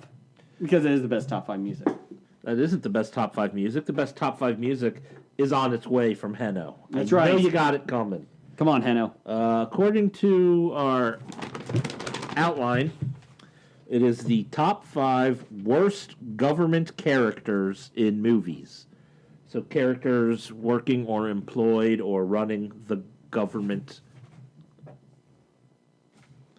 Okay, that was good. I thought you were going on with I couldn't figure out what word to throw after government. So government characters in movies. Not real life politicians. We're talking in movies. We're talking government officials in movies. Yes. Dipman, what's your number 5?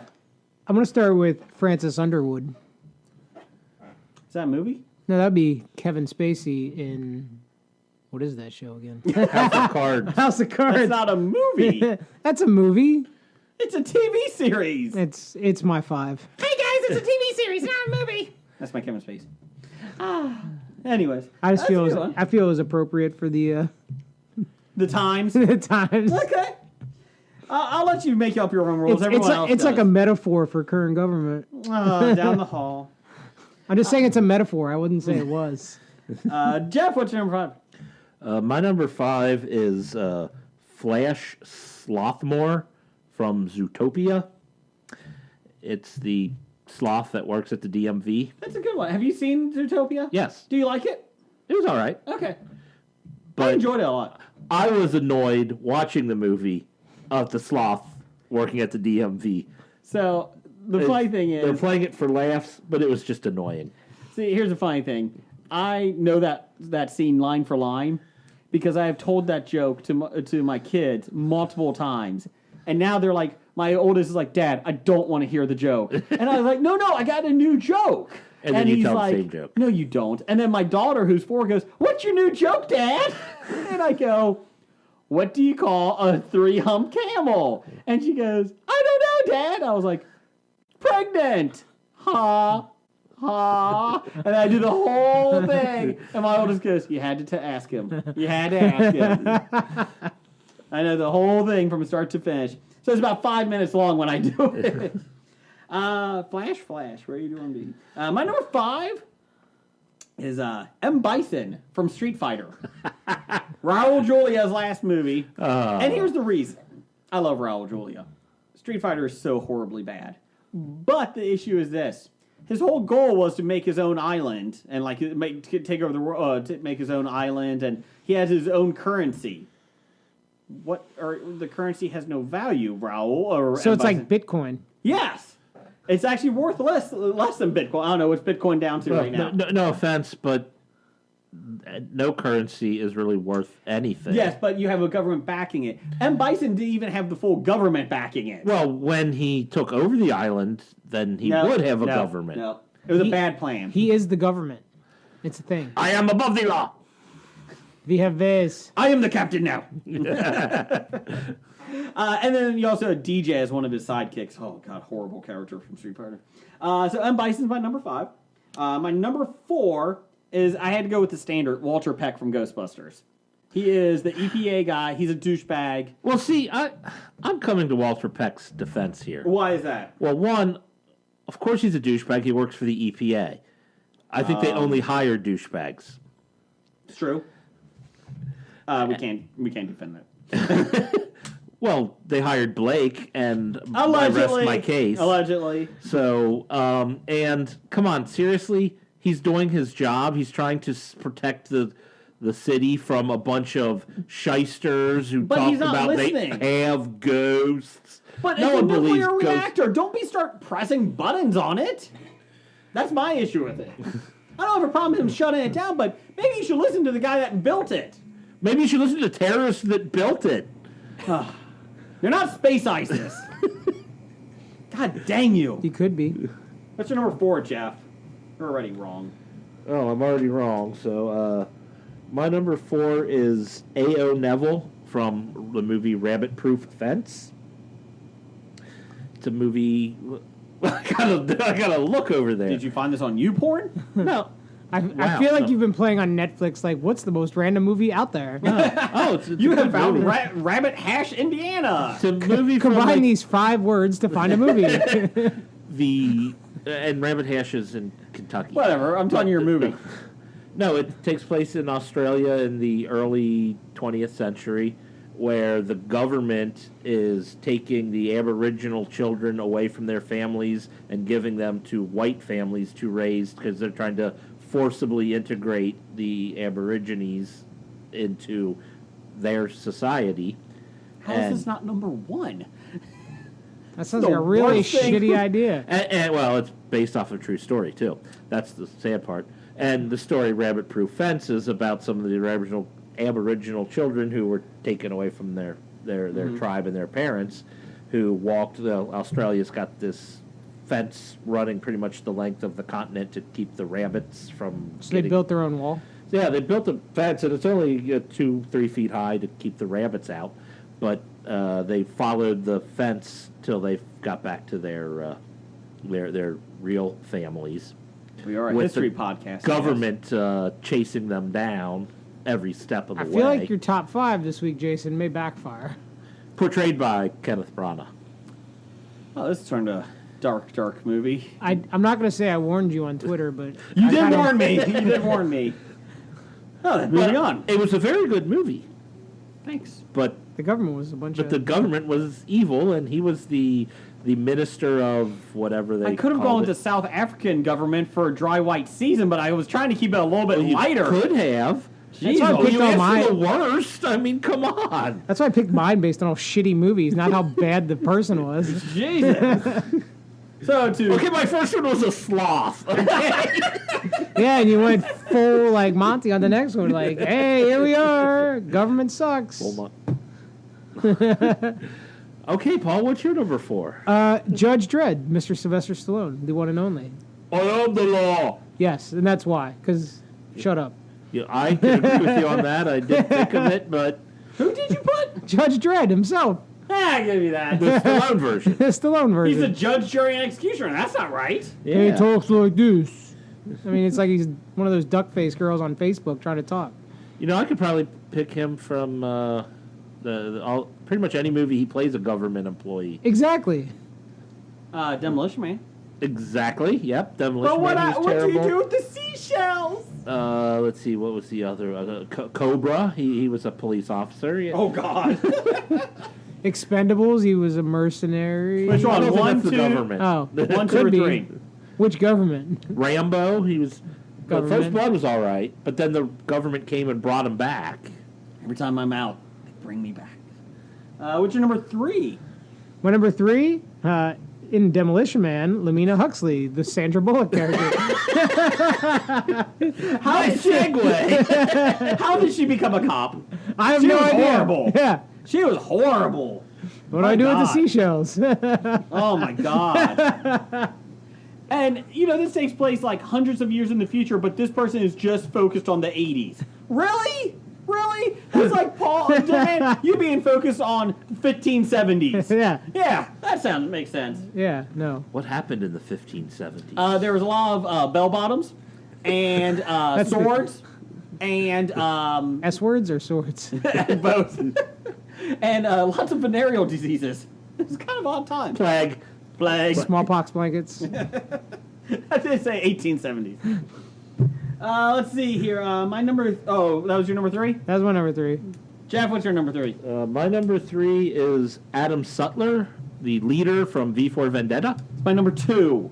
Ooh, I knocked your number 2 out. Played by John Hurt, and he is evil in that. He pretty much, is the epitome of evil. Yeah. Okay. There's nothing more to be said. He's just an asshole. Yeah. That's your number 3?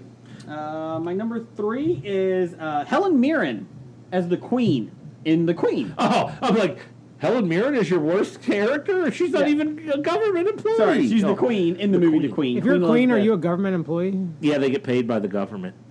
They are the government.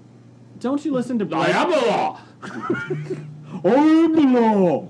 That actually might be one of my better ones. Oh. No. Every time I feel like I hit it right, you're just down there to shoot me down. You were doing a Rocky Stallone to a Judge Dredd line, but you didn't do it right. Speaking of that, let me do a quick veer off into this. We were talking about young Sheldon earlier. Time out. There's this episode where he was trying out for the drama department, like in a play, and they had to do a monologue. All the kids did to see how they would be good, how good they would be. The person in front of him, girl student, she did the Rocky monologue from Rocky 4. If I could change and you can change.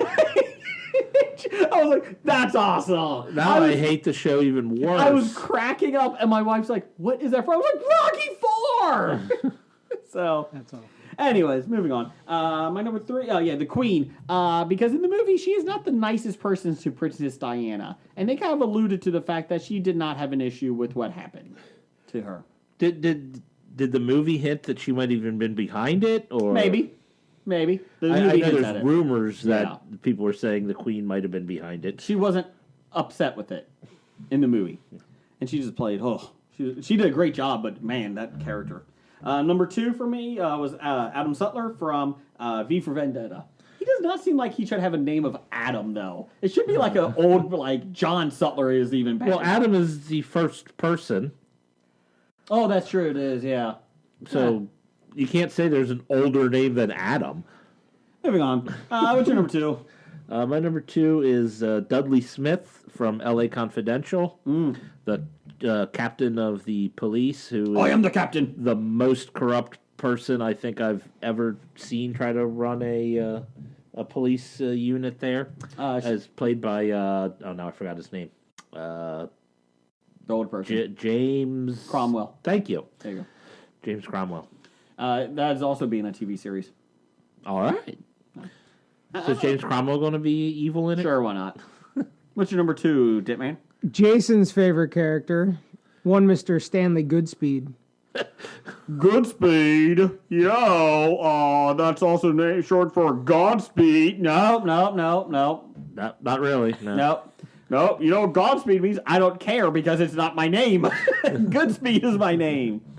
He is a horrible character. A horrible government official. Every dumbness that he does following around Connery.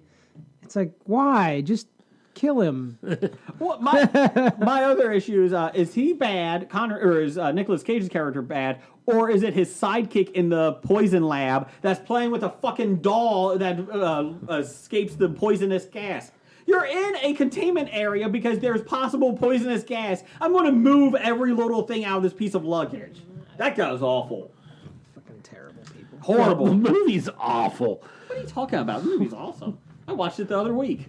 It was on TBS, and I got stuck watching it I watched it for about an hour and a half, and my wife comes in, she goes, "Why are you watching this again?" And then she sits down like 20 minutes later, she's like, "Are we going to watch something, or are you just going to watch this?" I don't know. I planned on watching this. Is that okay? The remote's on the coffee table. You know how far that is? It's like 8 inches. She's like, "I'm going to just read my book." Anyways, what's number 1? And lastly, Keanu Reeves in Speed. Why is he the worst? He's just annoying and horrible to watch. You have no reason. It's just he's annoying. That's the reason. He's good at his job. He rode a bus for 2.5 hours. It's only an hour and 45 minutes. It felt like 2.5 hours. Wait. Wasn't the bad guy, like, specifically targeting him? I don't know. I think it might have been. I don't know. That would require me to think about the plot of Speed beyond a bus goes 60 miles an hour. Because if someone specifically is targeting you with some stupid, elaborate plot like that, there's probably something wrong with you. Is he that stupid, or is Jason Patrick worse? Because he did Speed 2 on a boat. I'm on a boat. I'm on a boat. And the golf clubs were explosive there, weren't they? I'm a golfer. You have all drivers, William Dafoe. Come on. But I need that for the explosives. Oh my god, that was so bad. Number 1 for you, Jeff. Number 1 for me is Adolf Hitler. Knew that was coming. In any movie that Adolf Hitler is a character in. What about Little Nicky? I still hate Adolf Hitler even in Little Nicky. Okay. Political podcast. I was probably going mainly for Downfall, maybe Valkyrie, but or what do you call it? Inglourious Bastards. Oh, yeah, Inglourious Bastards. I didn't even think of that one. What about Benny Hill? I don't think that was Benny Hill's a movie. Yeah, that's true. Well, neither is Tale of Cards or whatever that House of Cards, but doesn't stop Dip Man. Hey, make your own rules. What's your number 1? Number 1 is Shelley Runyon, played by Gary Oldman in The Contender. Joan Allen is up for vice president. Oh yeah, and one of my favorite movies. I love the movie. I agree. And there was rumors that she had a threesome in college many, many years ago, and so Shelley Runyon is a senator, and he's trying to stop her from. Being vice he's president. From the opposite party. Yes. And doesn't like her. And basically it's one of the best lines is she goes, so you're trying to stop it because I had sex. You had deviant sex. And it's like, oh, and he is just horrible, horrible person. The only person I could equate him to is Mitch McConnell. Anyway. Down the hall. I'm a turtle, slow as anything. Yep. I'm a turtle. Hi, I'm Hillary. Did I win this yet? No. Go away. Anyways, moving on. I was going both sides. I was trying to be fair. that was terrible. Shut up. Anyways, so Shelley Runyon from The Contender, Gary Oldman played a great job as this piece of shit. Honorable mentions, I had Robert Redford in Winter Soldier, Alexander Pierce. I had Warren Beatty in Bulworth. Oh. Just because it's a horrible film and I can't stand Warren Beatty. I'll put him in as Dick Tracy, too. He's a piece of shit. Now, I'm trying to remember. I don't think I actually saw Bulworth. Was he actually in the government running for re-election? Yes, or was he was going for re-election. Okay. And his numbers were low, so he decided to go... I didn't know if he was someone just getting in and hadn't been elected yet. And not a good movie, the 2004 version, Manchurian Candidate. I'm going Senator Eleanor Shaw, played by Meryl Streep. She's an evil character because she's basically manipulating, a soldier to kill her nemesis. There you go. Any honorable mentions for you? I had an honorable mention of the character of Scott Pritchard, as played by Will Patton in No Way Out. He was the right-hand man, Gene Hackman's right-hand man, who would do anything to protect him, and did some pretty underhanded, murderous, skeeving shit. Not a nice guy. Not a nice guy. What do you got? Did man any honorable mentions? I didn't have any honorable mentions. I was a little behind on today, so. Scab Jeff, we had a lot. I knew he didn't have any honorable mentions because his number 5 was a TV show. Come on, Jay.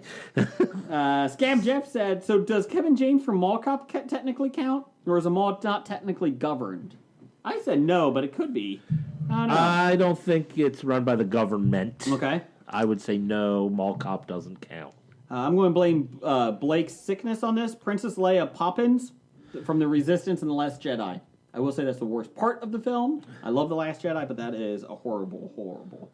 He goes, think about it. When an entire movement is wiped out and dwindled to a handful that fits inside the Millennium Falcon, the only hope you have is a suck-ass holographic Luke to save you. You suck as a leader. No wonder Luke said fuck it and disintegrated. He wasn't a suck-ass Luke, though. He was a cool-ass Luke. Let's see. Your sister, she had Richard Nixon from The Watchmen. Bob Alexander, White House Chief of Staff from Dave. That was a great film. Forgot about that. Oh, I did want to say, honorable mention. I was going to put President Dave in that. The president who has a body double give his speeches. Villas Cohagen from The Governor and Total Recall. Sure. And Northfire Government, basically the whole government, V for Vendetta. I can't see what her number 1 is. I think I deleted it by accident. It was the next. I think I messed it up somehow. Anyways. You suck. Yes. I forgot what it was. Yes. So now you're going to make me look it up. Number 5, Sean Kuhn from Pittsburgh Nerd had 5. Walter Peck from Ghostbusters. Mas Amada from Star Wars prequels. Secretary of Defense. Mas Amada. Yes. Who is Mas Amada? I don't know. It says, look it up. Google it. Masamedda. I feel like you sound like John Travolta when he tried to announce that. Akeem disease? A diseased Akeem? I don't know what. Akeem Olajuwon? That's not even how it's spelled, John. Boo. Secretary of Defense Albert Nerzinski from Independence Day. He was awful. Senator Stern from Iron Man 2. I think he did that just so I can say that. You know what? I think he's just doing these names just so I have to say them. He had Agent Johnson and Special Agent Johnson from Die Hard. So there you go. Yeah. That Agent Johnson and Special Agent. That's a good one. Dev from Snake Oil and Shot of History. Senator Charles Meacham from Shooter. All the Northfire government officials from V for Vendetta. Secretary of Defense Albert Neminsky from Independence Day. That's another one. Alexander Pierce from Captain America, Winter Soldier. Robert Redford. Senator Supreme Chancellor Emperor Palpatine. He is the worst. Honorable mention, Wilkes Van der Merwe from District 9. The bad guy in that. Oh, okay. He was an asshole. And hey, he had one too. I didn't see this. M. Bison from Street Fighter. Oh, there you go. I did not look at any of these before. My sister's number 1 was a tie. Mm-hmm. Both presidents, Coin and Snow from the Hunger Games. Okay. Can you look up who Mas Amada is? Yeah. Just Google it. Jen Adams. She had Father from Equilibrium. That was a good movie with Christian Bale. I have not seen that. It's on Netflix. Well worth your time. Janine Matthews from Divergent series. Jen, you're the one that watched Divergent. Cornelius Snow from the Hunger Games series. Is it Cornelius? I'm going with that. Jeff, look up something. Ludovico, Minister of the Interior from Clockwork Orange. Ooh, that's a good one. Clockwork Orange. And King Leonidas from 300. I know I screwed that one up. Leonidas? Thank you. Thank you, Paul. I have a speech impediment. Number 5. That is not a speech impediment. I have a stupid impediment. Chris Richardson had President Bennett from Clear and Present Danger. Cornelius Fudge from Harry Potter. Fudge. Mayor Larry Vaughn from Jaws. Oh, yeah. I'm not shutting down the beaches. Just rather people die. The entire Let's Nuke It World Security Council from Avengers Assemble. Fuck it. Let's just blow them up. And Cigarette Smoking Man from the X-Files movie. Ah. That's a good one. I like that one. Clint Thiel had 2 to wrap us up.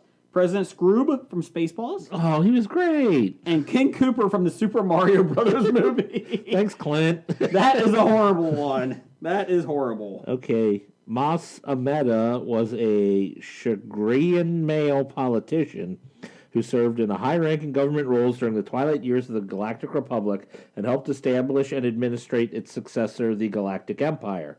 A native Champala, Amada was a talented political actor who filled the role of vice chair of the Galactic Senate of the Republic under 2 supreme chancellors on the capital world of Coruscant.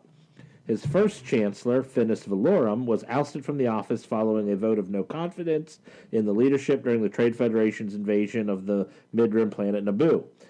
Ameda weathered the change in administration and retained the post under Valorum's successor, Naboo's Sheev Palpatine. I know him now. Yeah. He's a big, ugly blue guy with, like, 2 horns, I suppose. Yeah. He's the one that's next to Palpatine in the Senate. Yeah, that would require remembering shit from those movies. There's your top 5. We appreciate everybody that sent it in. If you like our show, listen to us on nerdly.co.uk, Tangent Bound Network, Danger Entertainment, Geek Life Radio. It's getting revamped, so Jeff, make sure you put our shows up. They're doing a whole new thing, so take a look at Geek Life. Also from Danger Entertainment and WeBeGeeksPC.com. And Geek Life, we're on at 10 a.m. Eastern, 9 a.m. Central every Friday. So, bad idea of the week. First off, thank you, Ditman, for filling in for Oh, your you're welcome. sidekick. It's always awesome to see you guys and make my way out to Narnia West. Yes. And we can hear you on 99.7, the Blake and the Ditman show, every Monday through Friday. Except tomorrow because it's a holiday. Yes. So, for the deaf, you can't hear them. Let's see. Bad idea. This is from Doug. He says it's number 2. I don't know if this is high enough for a 2. That is not a number 2. I'd It's a add, bad idea. I'd add like 2 zeros to it. Okay. But 002? Maybe to the back end of it. So like 2-0. I might say even higher than that. Is it top 100? No, I mean like a bigger number than 522. Sure. Bad idea 522. Trying to hand feed a shark. Real quick. Per the Fox News, Melissa Brunning, 34, was on a yacht. I'm on a yacht. Was it Hunter McAllister's It was probably yacht? a It is Hunter McAllister's. It was probably a charter fishing boat she paid $52 for. In the remote Kimberley region, northwest part of Australia. Don't you know, don't go in the water in Australia. They have things that will kill you. The water's safer than the land. That's true. But they have a kraken down there. When she tried to hand feed 4 tawny nurse sharks swimming around her boat. Nurse sharks aren't actually that dangerous. Yeah, nurse sharks are the nice sharks that. Yeah. Brune toured the West Australian. She didn't realize she couldn't hand feed a shark. So, fun fact: there's a video of this. Yes, I saw it. It was on the news this afternoon. We will put this up on our website, our Facebook page. Until the animal became like a Hoover, sucking her right index finger into its mouth for rows of razor-sharp teeth. Oh, I was confused.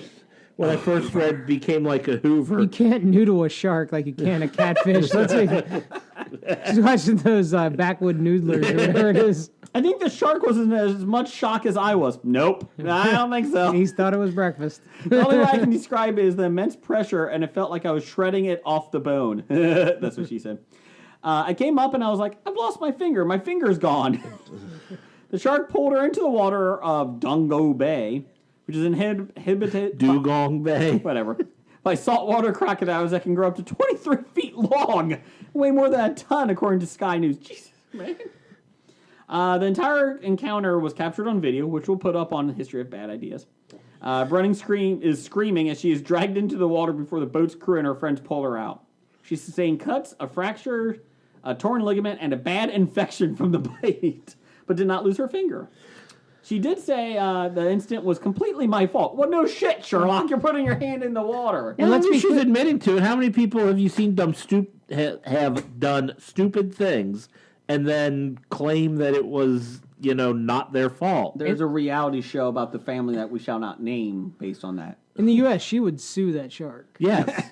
For sure. No, she would sue the government. And the shark.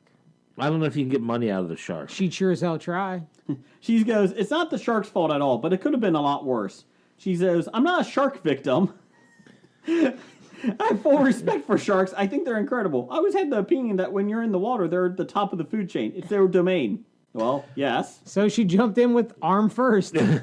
Well, like I said, I'll put it this way. She's not crying, oh my God, a shark attacked me. No, she fully well admits it. She should lose her finger so she has a memento to remember this. Which is part of the reason I don't think it should have been very high. I mean, it's like, okay, I did something stupid. It's a bad idea, but at least admitting that I did something stupid and it was a bad idea. I don't wish ill will upon her, but I do feel that she should have a remembrance of that.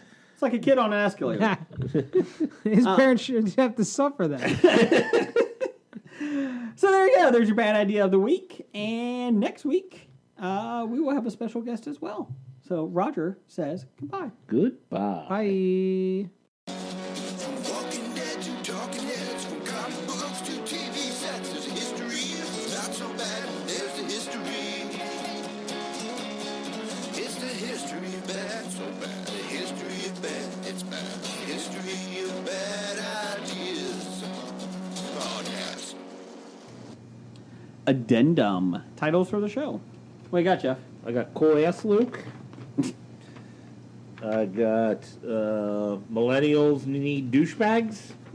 Okay. Gold Dust. No. Gold Dust. Posthumorous. That is a word. It's not. Predator v Space Force. Ooh. And Space ISIS. Yeah. I don't know if we want me on a list for that.